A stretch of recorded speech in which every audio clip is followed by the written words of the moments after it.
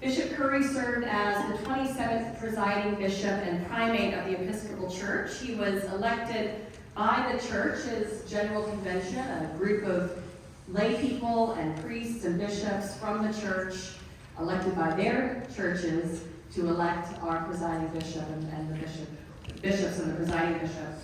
He was elected by the church's general convention in 2015 to serve a 9-year term and just retired last year. And I immediately contacted Sharon Jones and said, can we please get him to come here for our Martin Luther King Day on next year? Throughout Bishop Curry's ministry, he has been a prophetic leader, particularly in the areas of racial reconciliation, climate change, evangelism, immigration policy, marriage equality, and so much more. The animating vision and message of his ministry is Jesus of Nazareth and his way of radical, self-sacrificial love. Bishop Curry is widely regarded as one of the most dynamic preachers of our time, and we are so blessed to be able to welcome him here today as we celebrate the Reverend Dr. Martin Luther King Jr. and our theme, Unity Through Love. Welcome, Bishop Curry.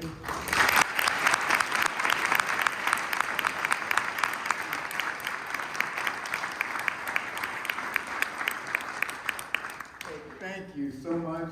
It really has been last night and today a real joy to be with you and to now see the campus in daylight and to get to see all the students. My Lord, everybody was awake, and especially in the early service, everyone was just wide-eyed, and I'm lying. Are you kidding? It's just wonderful to see the students and everybody who makes this wonderful place possible. And we just thank God to see some of the alumni and folks whose lives have been touched by this sacred place and who have gone out to touch this world and help this world become something closer to God's dream and less like a nightmare. So I thank God for you. I'm glad to be here. I hope you're glad to be here. Yes.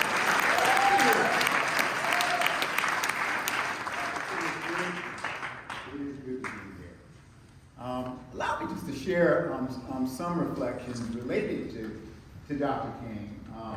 I sort of met him once, and I have to say sort of because I don't actually remember it, but I was like 5 years old or something like that, and my father, who was an Episcopal priest, had taken me with a bunch of clergymen. We went on a bus up to Rochester where he was speaking. And I remember that part of it, but he was there, and I mean, he had all these preachers and rabbis and imams, all these clergy, and everybody had to get up and say a word. And when a preacher says a word, it's not singular. And they all said their thing, and by the time Dr. King got up to speak after all of this, I was asleep and never heard what he said. So I have no idea what he talked about, but that's about as close as I got to him. But it is a blessed thing to be able to, not primarily to honor him, but to honor the message that I believe was a message from God that got communicated through him, through his life, and maybe importantly through the lives of those who heard that message and responded to it. And we have a different country. We're not perfect, but we do have a different country because of those folks. And they were all stripes and types of God's children. And they helped to change this country for the good and to something closer to God's dream for us all. So I'm glad to be here, and I'm a preacher, so I'm not going to talk long. Bishop Ryan has been a bishop a while, and when I say that, I mean that metaphorically. But I'm not going to talk long, I promise. But allow me just to share some thoughts that are directly related from what I think is the core message of Dr. King. And frankly, that is, I believe, the core message frankly, of God. And that Jesus really gave his life to communicate. And Moses and the prophets before him were talking about. And that all our religious traditions at their very best have been pointing to. Dr. King said it this way. This would have been in the late 1960s, between roughly 64, the Watts bride would have been, 64, 65, from then until the time of his death. He started over and over again saying this, which he had not said in the years before.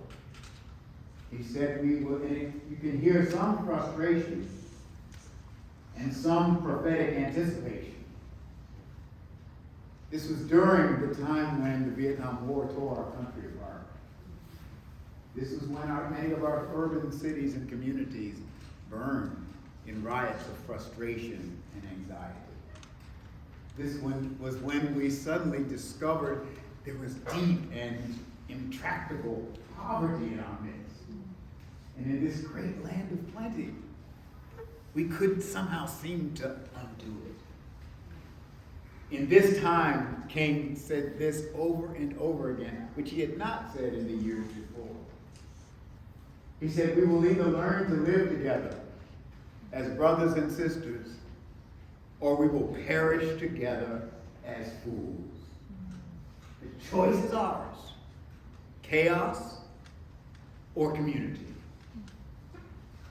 And yet in that same time period, he said this not so well-known quote: we must discover the power of love, the redemptive power of love. When we discover it, we will learn to make of this old world a new world. Love is the only way. I believe he was right. I believe that love is the only motive, the only inspirational power that can move us from the lethargy of the way we always have been to the possibility of what God has dreamed for this world and for all of God's children when God said, let there be anything else beside me. That's what Genesis 1:1 is talking about. When he says, let there be light, I know I took liberty with the text. Let there be something beside me. Let there be a world. Let there be breathing creatures. Let there be human beings with the capacity to love each other and me, and to so continue my work of creation. The Jewish tradition calls it the olam, the work of finishing God's work in this world. That love is the only way to do it. There is no other way. Now, I've been an Episcopal priest now. The church pension fund says I think it's 48 or 49 years. It's a long time, actually. And in fact, my kids say, you really are old. Thank you. Actually, grandkids are going to say, you really are. How old are you again? You can practice your numbers just counting my age. But I've been in church long enough to know that we are blessed with a lot of lawyers. There are a lot of lawyers in the Episcopal Church. And thank God for them, they're on our side. Lord help us in their work. And there's some sitting right here. Well, and if you look at the New Testament, Jesus is pretty consistently in conversations with lawyers. Nicodemus, who came to Jesus at night, was actually a lawyer. When you see scribe, you're actually talking, that's a lawyer. And so Nicodemus comes to Jesus at night because he was a member of the Sanhedrin, which was the ruling council. But he wanted to know about Jesus, but didn't want anybody else to know that he wanted to know about Jesus. I consider him the first Episcopalian. wanted to get close to Jesus, but nobody was looking. And this one lawyer in Luke's gospel comes to Jesus, and you don't know whether this was a trick or sincere or both. And he comes to Jesus and he says to him, "Great teacher," now he's buttering him up. That's the setup. He said, "Great teacher, tell me, what is the key to eternal life?" Another lawyer asked him in another time, what was the greatest law? But here, in Luke 10, he says, what is the key to eternal life? Which is a way of saying, what's the key to a life now, even here on earth, that is saturated with God's eternity? That is saturated with possibilities beyond the mere contingencies of this world as we find it. What is that key? What's the key to a life that actually matters and makes a difference? That is not just about consuming oxygen, taking up space. What is the key to a life? A life of difference that matters. That begins now and can continue into eternity. Jesus said to him, "Well, you're the lawyer. What did Moses say in the law?" And in Luke's gospel, the lawyer answers. In Matthew's gospel, Jesus answers. But in Luke, he answers and he reaches back to Deuteronomy and to Leviticus. And the lawyer says to Jesus, "Moses said you shall love the Lord your God with all your heart, soul, mind, and strength, and you shall love your neighbor as yourself." Jesus said, "Bingo." Well, he didn't say that, but that's what he meant. He said, "You've given the right answer." And then he says, "Do this, and you will live." Do this. Love God, love your neighbor, love yourself, and you will stumble into the key and the secret of life itself. Love God. Love your neighbor. Love yourself. Love the God who created you. He didn't have to do it. I mean, you didn't make God today. Love God. He did it because that's what grace does. That's what goodness, that's what love does. It overflows and makes room and space for the other to be. That's what love looks like. Love is, St. Paul said in 1 Corinthians, love is not jealous or boastful. Love does not insist on its own way. Love moves over and makes space for the other to be. God moved over when your poor mama was hurting and screaming. And I remember the birth of our children. My wife's not going to see this, I have some trouble. I thought I was going to be called every name but a child of God. But love makes space and room for the other, even when it sometimes hurts. That's what love does. So love God. Even when you get upset with God, love him anyway. Because he's not going to stop loving you. Not going to stop.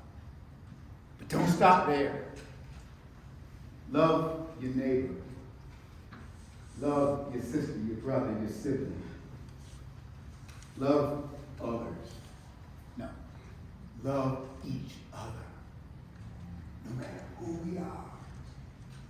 That's love. Love is an equal opportunity employer. Love makes plenty of room. All God's children.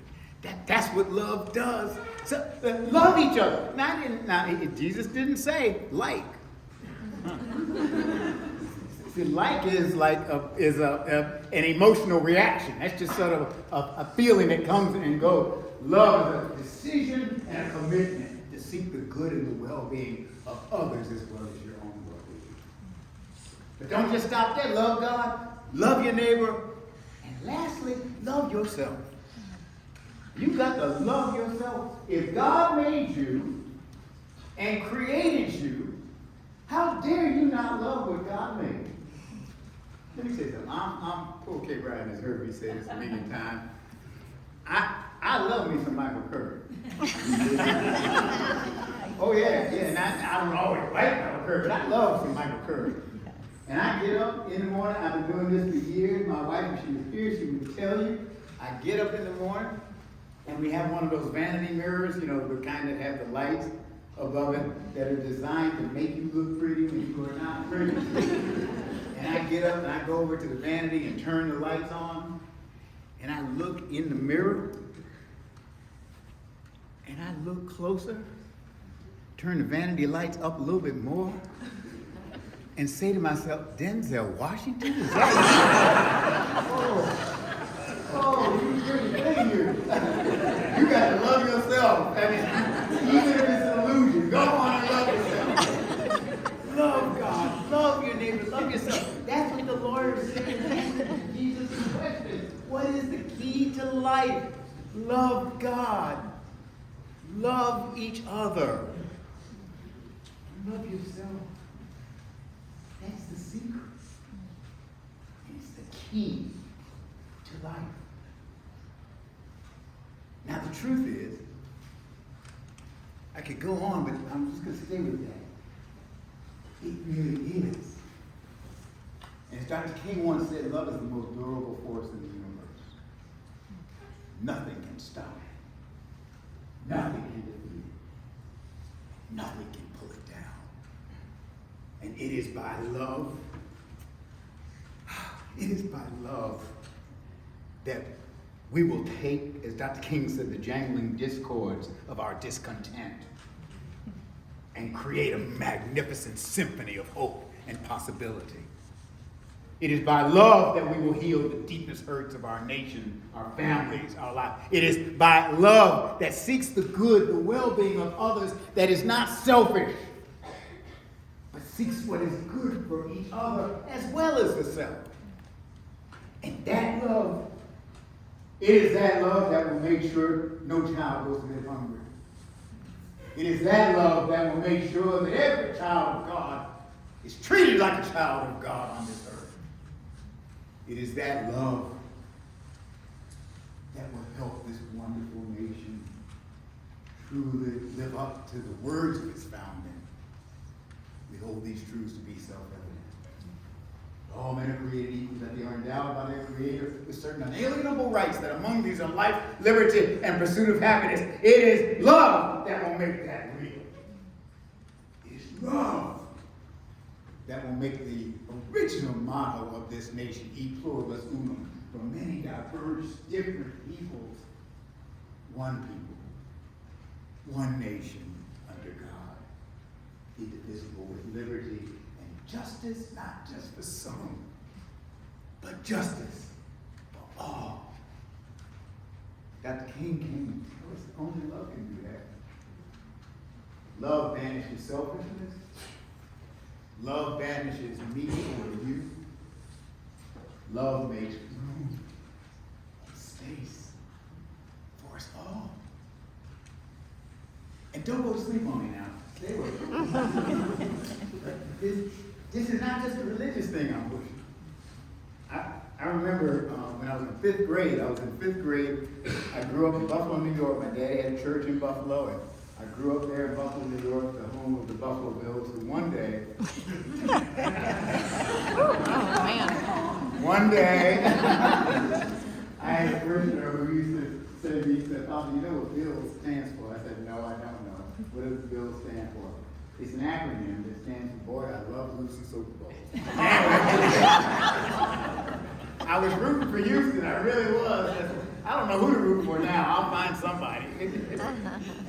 But I was in fifth grade when there was a desegregation effort in the city, in the public schools, that moved black kids in certain parts of the city where the black community, parts of the black community. We went to another school, which was a predominantly white school, actually an Italian neighborhood. And we had a teacher named Miss Letty, who was in fifth grade. This would have been 1963. It was the year President Kennedy was assassinated. And we had an incredible teacher named Miss Lenny, who hailed from Scotland and came to the United States as a child. And she would tell us, she was an incredible storyteller. She would tell us stories about her Scotland and how much she loved it. And she would tell us stories about this country, about the different figures we had studied in social studies. She was a storyteller. She was an artist with words. And she would tell us and describe things that would put kids to sleep normally. And I'm 72 years old and I still remember. I can hear her voice even now. And at one point she was teaching us, I think in social studies, about the Great Seal of the United States. And you know what the Great Seal is, behind the president. Fortunately, the rest of the members of Congress said, no way in the world are we going to have a turkey as the official bird of the United States. No, let's have an eagle, something a little more stately. And in the eagle, in the Italians, they got on one, they've got arrows, remember? And in the other, remember what? Olive branches. Yeah, that's right. Yeah, olive branches. That's good. I mean, that there's strength, but it is the strength to make peace and to do what is just. That's a different kind of strength. That's who we are. And then above the eagle, usually in a banner of some kind, there are the Latin words e pluribus unum. From many, e pluribus unum, one. From many diverse and different people. One nation, indivisible with liberty and justice for all. From many different people, one nation.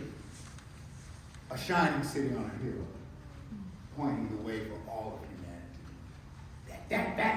That's what the founders did their best. Whether they understood fully what they were doing, it was the right vision. And I remember Miss Laney told us that there was a guy named Cicero who had something to do with that. That he came up with the phrase, e pluribus unum.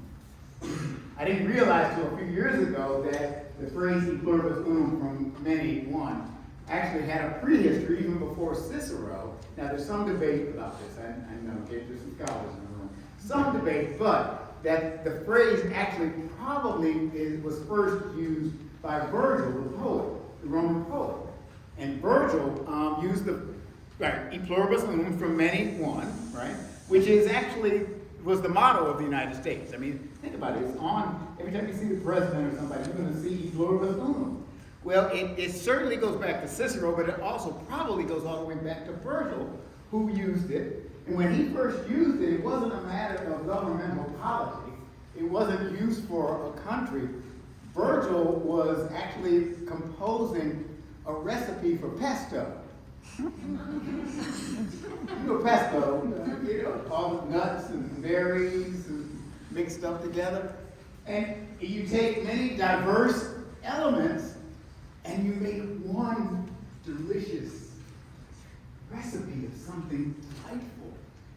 And actually, that's probably an accurate description of this country that we love. A bunch of nuts and a bunch of berries put together, and you call it the United States. I mean, there's a logic to that. And so Virgil does that. Cicero, a little while later, picked up that phrase and applied it to his description of how the Roman household was constituted, with all these different people of different sociological groups, which is what the Roman household was. That it wasn't just people who were blood kin, as old folk used to say. They were different stripes and types of people. And so he took that recipe for pesto, e pluribus unum, and applied it to the household. The fathers, I don't think they were thinking about Virgil, but they knew about Cicero. Y'all still with me on this? They knew about Cicero, and they picked up Cicero and applied getting a bunch of nuts and berries together and making one recipe, one delightful thing, and applied it to this United States that they were hoping about. That we're going to take a bunch of nuts and a bunch of berries and a bunch of crazy things, and we're going to put them all together and become one nation under God, indivisible, with liberty and justice, not just for some, but for all. And that would be America. And when America is that, it will be a shining city on a hill. For real. Cicero explained in his writing that the only way that can happen, this is a quote, is when one person learns to love the other person as much as they love themselves. And then he said in the sentence, e pluribus unum becomes possible. America we will be a shining city on a hill when we learn to love each other and care for each other, even when we don't like each other. Yes, it's human. When that happens, then America will be America for all. This power of love. Don't underestimate it. I saw this, and I'm going to stop here. But I saw this years ago, and I was a young priest, probably 30 years old or something like that. And my wife and I had only been married a couple of years. We had a toddler who was probably a year and a half, maybe 2. And we were moving from Winston-Salem, North Carolina, where they had my first church, to Southern Ohio, a little small town just outside of Cincinnati. And we moved there, and we had a puppy dog and a toddler, and we moved. All we needed was 2 cars to take everything we owned. We didn't own anything else. And we moved to St. Simon's Southern Church in Lincoln Heights, Ohio. And we lived in the rectory, the parsonage, was right next door to the church. And in fact, it was connected to the church. The rectory, the parsonage sat here. Then there was this connecting kind of tunnel. And then you got into the parish hall complex. And then if you kept going, you get into sort of the administrative offices building. And if you kept going, you finally got to the church itself. And anyway, so I never, whenever it snowed, I didn't have to go outside. I could go in and celebrate the Eucharist all by myself, but I mean, everybody else was going to be there if it was snowing. But anyway, it was really kind of a nice arrangement, and everything was fine until winter came. Behind the whole church complex, there was a community center, the convent, Sisters of Transfiguration, that started. They had started the church many years before. There was this large, open space. There's nothing. And every winter, when it got cold, like it was this morning, when it got cold, all the field mice decided to become Episcopalians. And they all came to church. I mean, there were mice everywhere. They really were. And I remember we had this one exterminator came, he said, you really ought to thank God you have mice. I said, oh, I want to hear this one. And he said, well, if you have mice, you don't have rats. Because mice, they don't like rats. They won't be anywhere near it. So I said, well, I suppose that's a weird kind of blessing, but okay. And anyway, and he came, and the vestry got leadership of the church and got together and thought, well, this guy can probably handle it because they have a little kid, and you don't want to have the traps, the usual traps. And so he explained to me, he said, we specialize in nonviolent means of extermination. I want you to hear that again. Nonviolent means of extermination. And I'm thinking, well, how are you going to get rid of the mice if you're not going to kill them? I mean, how do you do it? And next thing, this was back in the early 80s, and they had gotten these new inventions. They were glue traps. Now, they're all over. But it was the glue. And all that meant was you put a little peanut butter or cheese or something on the glue, the mice go and start eating the peanut butter, and they're stuck on the trap. Well, you get up in the morning, the mice are like, on a trampoline, just having a good time. And anyway, it was nice to see, a good experiment. It didn't get rid of the mice. Well, finally, I was vicar of the mission itself and chaplain at the school that the convent ran. And so I was over at the school one day, and I was telling the faculty, I was telling some of the other faculty members about this, our situation. And one of them said, I think I've got a solution for you. And I said, well, what's that, Liz? She said, well, we've got 2 cats and a dog. And the dog and one of the cats are beating up on the other cat. And I said, okay, well, what's the cat's name? And she said, Muffin. I said, please tell me it's Muhammad Ali or something like that. I mean, it's killer or something, please. Muffin? She said, well, that's her name. She's a real nice cat. I said, I don't need a nice cat. I need a tough cat. But I didn't have anything else. And so I went and talked to my wife, and she said, well, let's give it a shot. And nothing man has made is working, so let's see what God can do.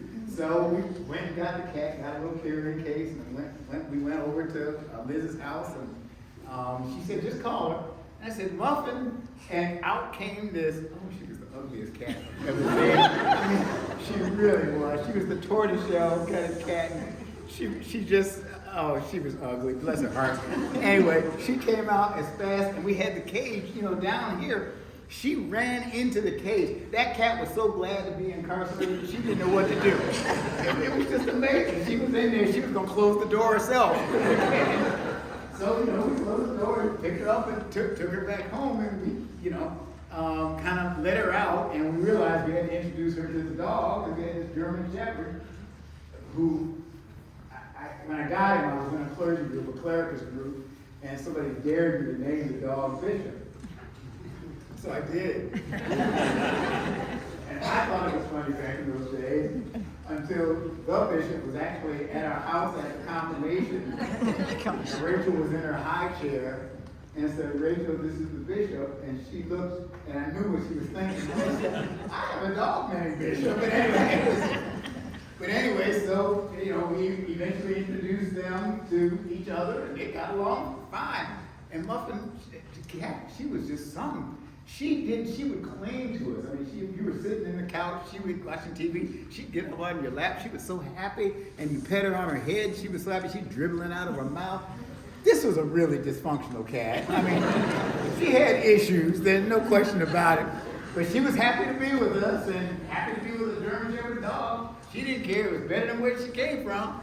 And she was just delighting in everything, and all this was wonderful, and went on for a good week or so. And she still wasn't killing any mice. Well, finally, one night, I got up and was going in the kitchen to get a sandwich or some cookies or something. Anyway, I got up and went through the dining room and the living room. And I was just about to step. And I could see Muffin's shape. Her shape, she was down. She was in that crouching tiger position, she was on. And I noticed she wasn't dribbling. She was looking at something, and she was waiting. You ever watch a cat hunt? It is a beautiful thing unless you're a bird.